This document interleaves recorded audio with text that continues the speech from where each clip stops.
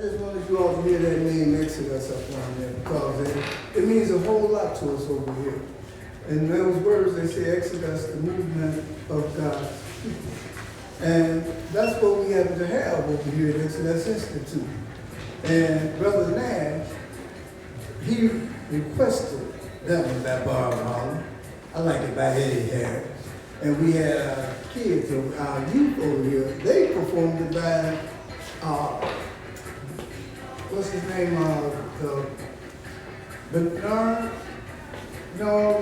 Leonard Burnside. They performed it on the Peace Day that we happen to have over here on August the 10th. And they did a nice rendition of it that came from West Side Story, where they had a bunch of different songs that was played by the Hornish Drum and Bugle Corps when they came together and formed some things. But Exodus was the first song that was played, and it was Leonard Bernstein that the Hornish played Exodus from the West Side Story. But today we're going to have Mr. Nash. He's going to introduce himself and tell what he's doing and what he's going to do for the world and for Exodus and what his hopes and dreams are. Mr. Nash. Well, first off, I'd like to thank all the people at the Exodus Institute. And I would like to make a statement that everything in the programs they have been presenting was brought about by Addison Gale. Back in the 60s, the late 60s, Addison Gale wrote an article about the Black aesthetic. The Black aesthetic is about us always discussing and talking about positive and political things in our neighborhoods, in our cities. Everybody got complaints, but I come to the Exodus Institute and I have to ask everybody in the community, organizations, heads, why y'all are not here? Because James Foreman, who wrote the Black Manifesto out of Detroit, he went all the way to New York to highlight all white churches about reparations for the African American churches. And when they finally did come off the money, it went to every other program except the program that Mr. Foreman was doing. So here we are at Exodus, and other programs are popping up and they are closing down, but the people at Exodus, they are still here. So while they're not getting support that they should be getting from people within the neighborhoods, the people within this state, there's no way that you can be in a sociology department at DePaul University with Professor Greg Scott and you don't know about the west side of Chicago and the needs that have to be dealt with here. We're worried about immigrants and MS-13 sneaking across our borders. We got them housed at the police station. But we can't even house our own homeless people. That's because people that's in the listening audience don't know nothing about the Black aesthetic, as well as the Black Power movement. Because if we knew anything about the Black Power movement, that meant that we're supposed to own and operate our own businesses and support those businesses and support those organizations so that all the money and reparations will stay in our community. The sidewalks can get fixed, the schools can get fixed, the hospital can get fixed. But we've been so brainwashed to go in somebody else's neighborhood and go to their shopping mall and spend all our hard-earned cash, so all the taxes go in those neighborhoods, and we wondering why places like the Exodus Institute can't get the financial assistance that they should be able to get. And we have people come in and speak all the time, they volunteer, and they help programs that are going on. We need everybody to step up and follow the Black aesthetic and what the people started with the Black Power movement and keep it going so the young people will understand why they are needed. Because the young people are voters. And so we need these young people. Every young person that's done dropped out of school, every young person that finds they don't have a father or a brother or somebody to talk to, they should come down and talk to Mr. Altman, Mr. James, and the other gentlemen here. So that you can find a home and a place rather than finding one on the street where you're going to end up in prison. You can take it from my personal experience. I'm El Sayed Nash. They call me El Sayed Black Owl back in the days. And I'm here to tell you the only way through hardship and poverty is to walk a narrow line. And that line has to be trying to do something positive every day. Take one day at a time. And you can take that one day and come down to the Exodus Institute, down while we're doing the podcast. Is it Wednesdays at 12? Wednesdays at 12. Wednesdays at 12 o'clock. This is what Bob Marley was talking about, the movement of the people. This is not my movement, Mr. James' movement, anybody else's movement. This is the movement of all of us as a people. And so we have to understand that we get lost out there in religion. We get lost in racism by them tricking us to use the term black, white, African. We are none of that. We are human beings. We are multicolored people. And only here in America do we use the term black and white because in 1621 they found how valuable it was to have a slave. So they instead of using European and African, they started using black and white.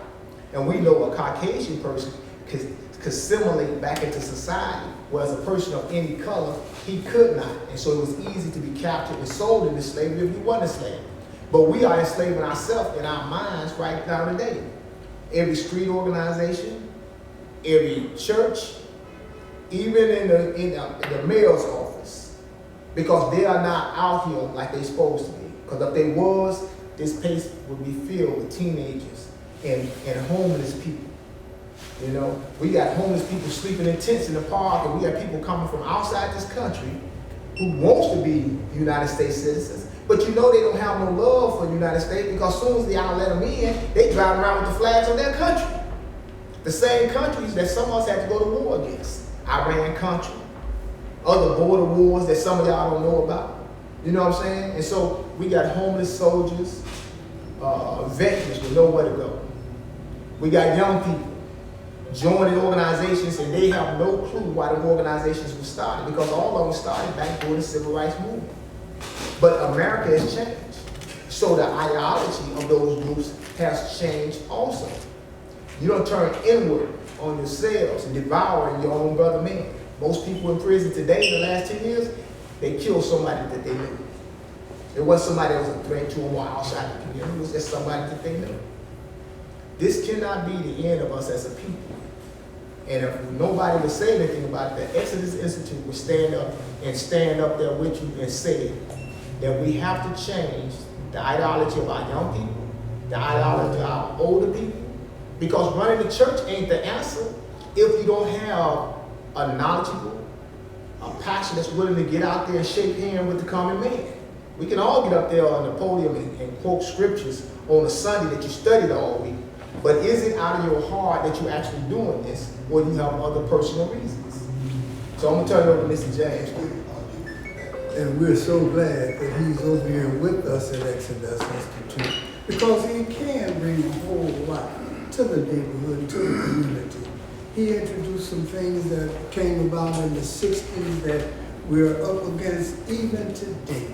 You know, we still going through the same things over and over, but it's a new day. We have a change that's coming to this world and to society.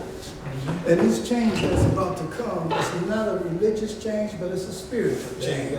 The divine world is reaching out for us. You know, the foundation of anything, and I know you don't care about these colors that I'm about to call, but our ancestors was the foundation of this nation. This nation was built upon our ancestors' backs and bodies and different things. And so right now, we are the foundation of this country. We're the most feared race that happen to be going on, but we are the blessed race right now because the divine world and our ancestors are spiritually sitting back, reaching and touching us. We may be struggling a little bit at a time. There's some knowledge and some things that we happen to know that's going on out here in our neighborhoods and our community.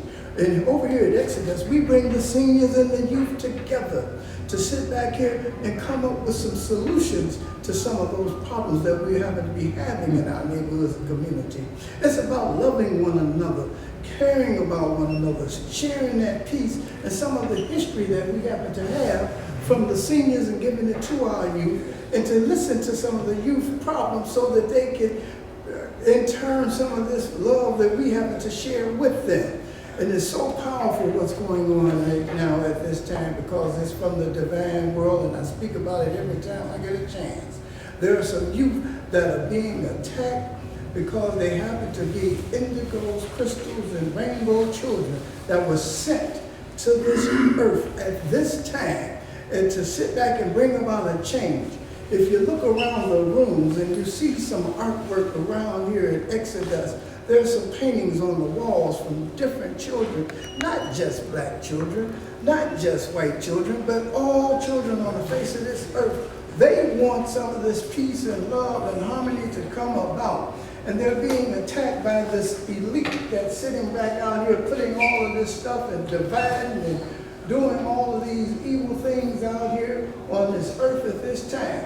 But we over here at Exodus, we're here for a more noble and glorious purpose, to sit back and to bring into our neighborhood, into our community, into this city and state, and to our country, love, peace, and harmony. That's what the foundation we're standing up on. And right now, we want to thank you all for joining us today over here at Exodus Institute. We're at 816 North Laramie, Chicago, Illinois. You can come over here every Wednesday where we televise and be in our audience and sit back and tell about the things that you need to vent out.